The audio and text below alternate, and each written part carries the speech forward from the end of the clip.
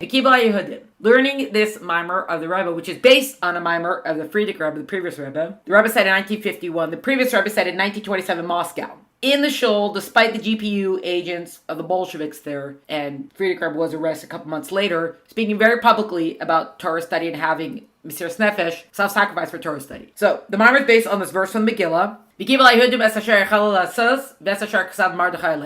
the Jewish people accepted what they had started to do and Mordechai had written to them. So what did they start to do? The Gemara says, this is talking about Matan Torah, that what was begun then was fully culminated, fully finished at the time of Purim. Why is that? Because Hashem held the mountain over them like a tub and said, accept or I'm going to drop it. Or the Jewish people are so overwhelmed with love. General idea is, in theory, they could have said this was not a free choice. I'm not bound by these laws. But at Purim, they willingly fully accepted it. Why Purim specifically? Matan Torah, the giving of the Torah at Har Sinai, great spiritual heights. They were physically free. These seem ideal conditions for fully accepting the Torah.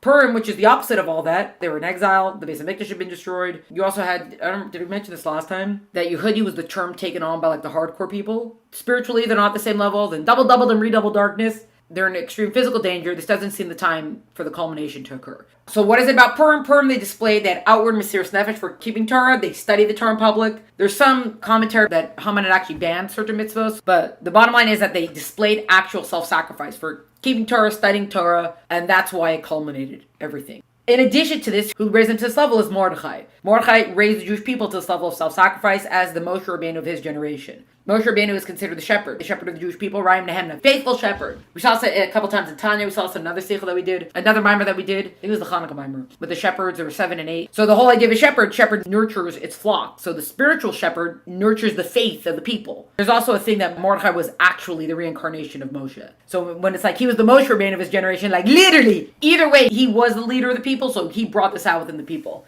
Also, if you remember from the Megillah, this is actually one of the verses that are said out loud. The introduction of Mordechai in the Megillah, Ish Yehudi, we had it translated as Judean man. I actually switched it to a Yehudi man. Because Judean would go to, that they called the place Judea. I think we've spoken about this, and I spoke about this wrong, so I gotta correct this. Now I've heard this whole thing that's not what it's from. And we see that because specifically Mordechai was called Yehudi, and Mordechai was from the tribe of Benjamin, not from the tribe of Yehuda. So they wouldn't have called him like a guy from Judah who was a Benjamite. That doesn't go. The idea of it is that Yehudi was the name that the people who were hardcore about Judaism took on. Because during this time, after the destruction, a lot of people went to Babylon, and then from Babylon, Persia, Media, and so now the Jewish people are in all these different places. There was assimilation, there was intermarriage. In Babylon, they raised up a great tourist center, but at the same time, the people were very welcoming there. So yes, they destroyed the Beis HaMikdash, but there's not much account of persecutions that followed. Now that's a great situation. Because they weren't necessarily disappointed for these people to be among them. They accepted the Jewish people among them in Babylonia. Whatever we're called these days. So there was a lot of assimilation. This is nothing new. Hanukkah time, we know a lot of the Jewish people were Hellenistic. I don't know who he was talking about. Someone was telling, but he was saying that somebody else, when he talks with people, that he talks about, if you're around today, you're like a Maccabee-like descendant. Because it's the Maccabees who are hardcore about Judaism. So you want to be a Maccabee, or are you going to be like, the Hellenized people? Who are you going to be? This idea of who's a Yehudi, the Yehudi were the people brazenly proud of being Jewish, and they were hardcore about being Jewish, not specifically the ones who went to enjoy the feast. Because, we have to play by the rules of politics and stuff, not the ones who assimilate or anything like that. The ones who were very proudly, loudly Jewish, I guess you could say. And that's why we see that Mordechai was the epitome of those people. Anyways, so then also it's specifically those people that really irked Haman the most. Because the ones who assimilate or the ones who are not noticeable, they kind of just fade into things. But it's the ones who were so brazenly, proudly Jewish, that those are the ones that pissed him off. Yeah, he was a raging anti-Semite anyways, but those are the ones who really pissed him off. By the way, the king was also, King Achashverosh was an even bigger anti-Semite than more Haman. The difference is that the king was actually afraid of God. We don't want to mess with the Jew God because he's going to strike back at you. And I was like, nah, it's fine. If you think about it, it's the hardcore people that keep things alive. Now, also, I don't mean that you have to be a fanatic, but it's the people who are hardcore about things that are the ones who preserve things. Because if not, everything just gets mixed in and lost with the dust of history. If you're not going to be hardcore about it, then what preserves it? So, Mordechai nurtured the faith of this generation, raised them up to self-sacrifice, specifically taught the children who are the foundation of the Jewish people. When God gave us the Torah, he said, who's going to be the guarantor that you're going to keep my Torah? I want a guarantor for this. So they said, the great sages or whatever it is. They're going through the elders of the generation. And God was like, nah, not good. The teachers, Moshe, whatever it is. No, not good. Finally, they come back, they say the children be the guarantors. And God said, yes, because you're going to teach it to your children. That is how you will keep the Torah throughout the generations. Mordechai specifically taught school children, 22,000 students that he taught. And then we saw the examples from the Medrash about how he awakened this level within his students, that even his students, that when Haman came, the students were like, Mordechai, we're with you. If he's going to take you, we're going with you. All for the Friedrich Rebbe's Maamar. The defining point of it is that Purim had a specific level of active Mesiras Nefesh. They actually displayed self-sacrifice. That is why it finished the giving of the Torah. So the Jewish people were willing to die for Torah mitzvahs. That's not just like, oh, we're so overwhelmed by God's love, we accept it. It's no, we really believe in this. We fully take it upon ourselves. When the story is basically done, because this took place not in a couple months, this was many years that it took place over. So when it's done, the Jewish people affirm themselves that it's like, yes, you truly are taking this upon yourself. Then we get to all the questions of the Rebbe. We're talking about the whole idea of the Mesiras Nefesh. That's what culminated the giving of the Torah. So talking about Mordechai and the school children, that seems to be a tangent that we're off on. Why is this being included here? What is the significance of that? Why are we comparing the physical state of the people of giving of the Torah and Purim and not just the spiritual states? Because obviously Torah is just a spiritual situation. Why are we talking about the physical state? We got to the whole thing which we saw all the text about of why is there such a big emphasis on Mesiras Nefesh, dying for Torah. The whole emphasis is v'chai b'hem, you should live for Torah. And we went through it just what Mesiras Nefesh is only one mitzvah from the Torah. Why is it that the actual act of Mesiras Nefesh is so vital? Lots and lots of text about that, about the idea of Mesiras Nefesh and when does it apply and this, that, etc. Again, the point is that you're supposed to live for mitzvahs. And then the last question is Purim and Hanukkah. Okay, yes, Purim came first, but Purim and Hanukkah were two times the Jewish people were in extreme danger for being Jewish people, basically, essentially. So what is it about Purim that's so unique? Yes, we have the question about Mordechai, but we see that the question still focuses on what is it about Purim. Which, by the way, it's all, when Mashiach comes, Purim's going to remain a Yontif. And Yom Kippurim, that even Yom Kippur is Yom like Purim. They can't even reach the level of Purim. It's like Purim. So there's something very distinct about Purim. Now, we said the whole idea that the Mesiras Nefesh was so critical. Why is it so critical to culminate, to finish the giving of the Torah? So, okay, first we have to look about what is the whole purpose of giving the Torah. So we said the whole purpose of giving of the Torah is not about just mitzvahs. Like, oh, hey, here are the mitzvahs I want you to do, because we know the forefathers kept the mitzvah. By the way, I was thinking about the fact that they were able to do the mitzvah on a spiritual level. It reminded me of Michamocha. Because remember how you have all the different spiritual permutations of things, then you finally get to the physical thing? So yes, they couldn't do it necessarily on a physical level, but they could tap into the effects, the spiritual effects of things. So the forefathers, even if they couldn't physically do a mitzvah, either because it hadn't come to pass yet or whatever it is, spiritually they could do the mitzvah. To say that they knew what the mitzvah were. They knew that they were mitzvahs on the Torah and all these things. So the Torah is not just about, by the way, here are the commandments. So this actually, which we saw in the Noach Sicha, it was the fusion. The spiritual, the physical, they were kept separate. Heaven and earth were kept separate. God brought them both together. So that now, physical objects could be elevated, not just elevated, but transformed as well. How do you bring two opposite things together? Spirituality, physicality are antithetical to each other. All the characteristics of one are specifically not the characteristics of the other. The physical world is something that has mass, measurement, something to it. Spiritual, by definition, does not. It doesn't seem to align. Spirituality is given over to God. Physicality is not. It's a very self-oriented thing. So you have to have something that overrides both. Only if something's greater than both can you make peace between them both. So it's not just having a third party. The third party has to be bigger than the first two parties.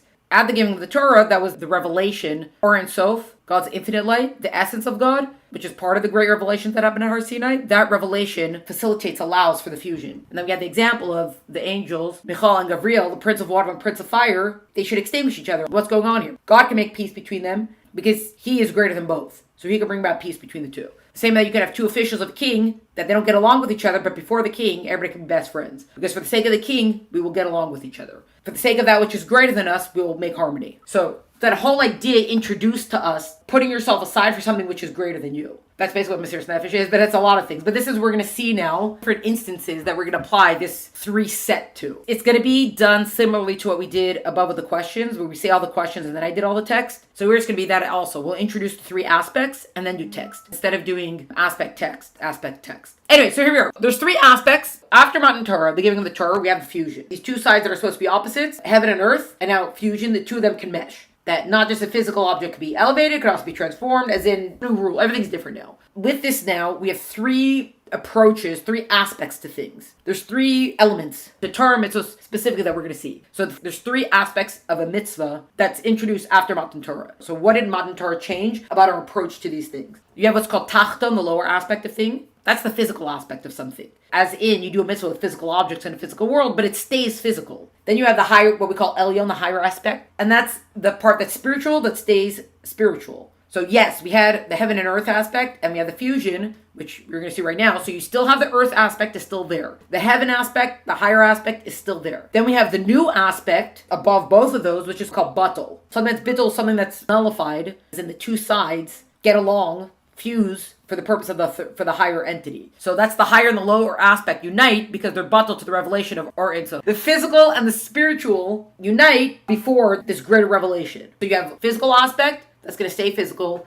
higher spiritual aspect, which is going to stay spiritual. And then you have this new element that's introduced when the two of them fuse because of something that's higher. And this is introduced with the giving of the Torah. Second thing is that not just in just looking at what a mitzvah is, but also in the actual fulfillment of a mitzvah. We now have three elements to it. You still have the tachton, which is the lower aspect of things, as in mitzvah. It's a habit motivated by the body and animal soul. Train your body and your animal soul into certain mitzvah. The way that you can say a bracha automatically, not necessarily be thinking about all the deeper meanings of the bracha. Any sort of mitzvah that you just do by habit, by rote, and not specifically with any other element to it. Remember I told you I was listening to this class? That's Rabbi Yossi Patel was teaching the class, and he was talking about that even in this element, there's something to be said by things that are done by habit without meaning. There's a meaningfulness to things done without meaning. The example that he was using was, let's say you have these guys who get up at 6 o'clock in the morning to go to Minyan before they go to work. And you're like, well, they're just doing it because that's what you do. There's not any like, hey, we're going to Minyan and we're going to fiery davening. Go in, get davening over and go. So you can say, oh, look at these people. Look at the way they're doing the mitzvah. But at the same time, they could have woken up at 6:30 instead to go to work. And they didn't. They went at 6. There's something to the fact that they get nothing out of it, per se. They're doing this because this is what you're supposed to do. It doesn't have the passion behind it.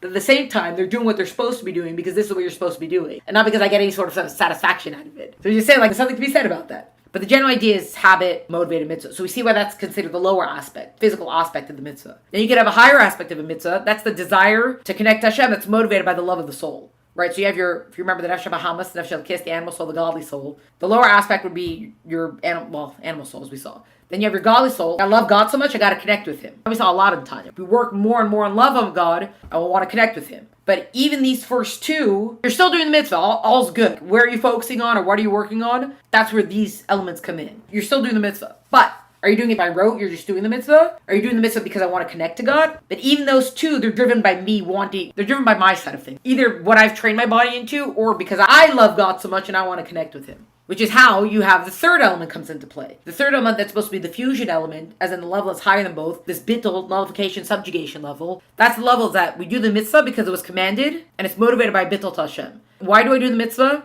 Not just because I've been trained to rote, this is the schedule of things, and not just because, I have such love for God, so I want to connect to God. We do the mitzvah because God said do the mitzvah. And we do what God says. Your passion and all that still comes along with you. But it's not just because I love God so much, that's why I got to do the mitzvah. Now we do the mitzvah, so says God, so we do. Now we can do the verses. Versifications. Substantiate, back up to show us different elements of these three things that we've introduced. So now we introduced it, now we'll go into all the text. This is from Yeshaya, book of Isaiah. It says, V'yom Hashem yan ki nigash ha'am hazeh b'fiv u'v'spasav kibduni v'libo richak mimeni v'tiyi yerasam osi mitzvahs anashim lumda. So Hashem said, because this people has come near, with their mouth and with their lips they honor me, but their heart they draw far away from me. As in, their heart's not in it. And their fear of me has become a command of people which has been taught, or which has been done by rote. So this is the verse from Yeshaya. God is not necessarily saying this in praise of the people. We're going to see Tanya now is going to reference this verse. Chapter 39. Remember we had all those chapters where if doing the mitzvah is the main thing, why is kavanah important? Why is my intent in things important? Why does it matter with love and fear of God if the whole point is to just do the mitzvah? And then the whole thing is that, because love and fear of God are the wings of the bird. Okay, so Tanya's going to reference this verse now, speaking in this regard. It says, El kamosh kasav, as it says, Vatihi yerasam osi mitzvahs anashim lumda. That's exactly what that last line is of the verse above. Even if, as the verse describes it, their fear of me was like commandments of men done by rote.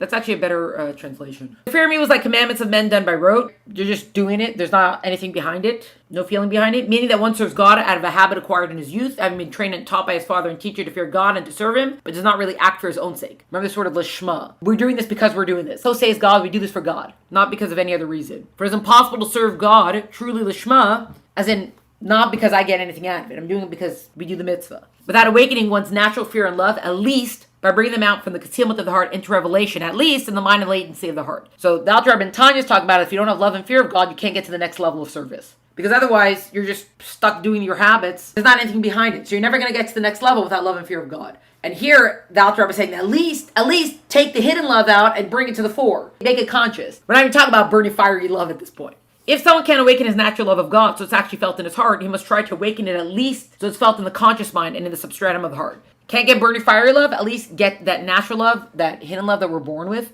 Bring it into your mind at least. Even this low level can produce a will and resolve to study Torah and fulfill the mitzvah. Thus, the resulting divine service contains to some degree the force and kavanah of his natural love, since this love created the resolve he is now implementing. It's not such a strong motor, but at least you got a little bit of a motor there. If, however, one does not produce even this minimal level, the love, although naturally found in his heart, has no bearing on his divine service, and he cannot do this service, the Shema, for its own sake. We cannot get to this level of I'm doing mitzvot because so saith the Lord without love/fear of God. There's different degrees of it, so at least bring it, not like, oh yeah, I know it's tucked away in me somewhere. Like, that's not good enough to get us to the next level. We have to at least be conscious of it. Be conscious. We have to at least be conscious of it. And then, of course, if we stoke it more, then we go higher and higher with it. That's why even, as we mentioned, how many classes ago, when we revisited parts of chapter 18, and it's like everybody's got the hidden love, it's the pilot light, and it's going to flare up in a moment of spiritual crises. That the Alter Rebbe says you don't have to be a learned scholar for that, right? That can happen to anybody. Any Jew, this pilot light will flare up when it's time for it. By the way, don't wait for spiritual crises for the pilot light to flame out. You're allowed to tap into the pilot light without the spiritual crises. That's what we want to get to. Even with that said, that also, the other dynamic of that means that if a person is not feeling a spiritual crises, then the pilot light will not flame up. So now what's going to power you? Because yes, the pilot light's there, but the pilot light's not flaming up because it doesn't feel like it's in crises. This whole idea of like, oh yeah, I have this love of God in me somewhere, that's not enough to power us. That's not going to get us to the next level. It's like people who do well under stress. It's spiritual stress. Unless the person feels that, they're like, whatever, I'll get around to it. You got to get yourself into it or it's not going to happen. For just as one doesn't do something for his fellow to carry out his friend's will unless he loves or fears him, so is it impossible to act truly for God's sake solely carry out his will unless he remembers and awakens his love and fear of God to some degree, his mind, thought, and the latent level of his heart, at least if he cannot awaken these emotions openly in his heart. Right, we're not going to get to that level of serving God without love or fear of him. Someone who observes mitzvahs out of habit, however lacking even this minimal love, cannot be described as serving God for his sake, even though his performance has no ulterior motives. Yes, you did a mitzvah, but you're not in the stage of active service and moving up levels without this love and fear to power you. So, similar idea, it's just a different part of Tanya that this is from. Chapter 15. Remember we learned about 100 and 101? That's where this section is from. For a Jew who must engage in battle with his evil inclination, as in you gotta fight your challenges, the love hidden in his heart is not enough. You can't just be like, oh, he's got natural basketball skill, we'll put him in the NBA. No, you gotta train. You gotta train to be in the NBA. You can't just think, oh, he's naturally talented. Not good enough. You gotta focus, work. You must awaken it to an active conscious state. For the person who is free of conflict with evil, however, this hidden love, together with his naturally favorable character traits, is sufficient. Keeping the status quo is much different than getting yourself up to a level. So these are two different things. So yes, a person could be at the right level, and you could just be humming along there, but if you're trying to get up to the next level, you gotta power yourself with extra. For this reason, he is not considered one who is serving God, right? You know the title of you are serving God versus the one who serves him not, remember? And all for this latent love is not of his making or achievement by any means. Is our inheritance the bequeathed by our patriarchs to the entire Jewish nation, as will be explained further? Yes. There are two subcategories in level of banging. He who serves God and he who serves him not. That's the one that's striving, actively engaged, versus the person who's passively part of it. Even one who is not naturally endowed with traits favorable to God's service may yet come under the category of he who serves him not. As long as you're not doing something wrong, you can get to this level and you're just he whom serves him not. You're just passively there. Versus being an active participant in things. So too, he who is not inherently studious but has accustomed himself to study diligently so that this habit has become a second nature. So even if something's new to you, you got to be actively remembering it. But once you're used to it, then it's going to come automatically to you. So even something new could eventually become a habit and become like the road state. And that's when it's time to take things to the next level. Thus, diligence is now natural for him. 2, the hidden love of God is not sufficient unless he wishes to study more than he usually does. So if like, I always study 15 minutes a day. I'm going to try to study 25 minutes a day. So I got to work at studying the 25 minutes a day. Eventually, 25 minutes becomes regular for me. So I'm going to stay at 25 minutes unless I actively try to get more than that. To do so, he must awaken a conscious love of God in his heart. Only such a love can supply the strength necessary to free himself from the restraints of his acquired nature. So how do we get out of doing things by rote? Is through doubling down, activating, awakening love of God. Love/fear of God. This explains the Talmudic statement that he who serves God refers to one who reviews his studies 101 times, while he who serves him not refers to one who reviews his studies only 100 times. Because in Talmudic days, it was customary to review less than 100 times. That's the 100, 101. When we learned it, it's like all it takes is one step to take it to the next level. It seems strange that this 101st revision should outweigh all the previous 100 and are understood as the designation of he who serves God. However, we appreciate the struggle to learn more than is custom. This is understood. To review 100 times did not require any effort. It was second nature. Only the 101st revision, and it's only one, but you actively had to make this happen, which required effort beyond the student's custom, makes him he who serves God. Again, these are just different versifications that we're looking at about this lower level of doing mitzvahs by rote. So first of all, there's the idea of doing mitzvahs by rote, which is not great because that means there's no love and fear powering you. This aspect also shows us that to get to the next level, to get out of doing mitzvahs by rote, is that yes, you could do mitzvahs by rote and be on the stasis level, or to get out of it, we gotta activate, double down, awaken love and fear of God, and that will take us to the next level. And even though it's not so much, but once we get out of our habits on a regular, now we're already fueled, powered by God, and now we're expressing ourselves through love and fear of God.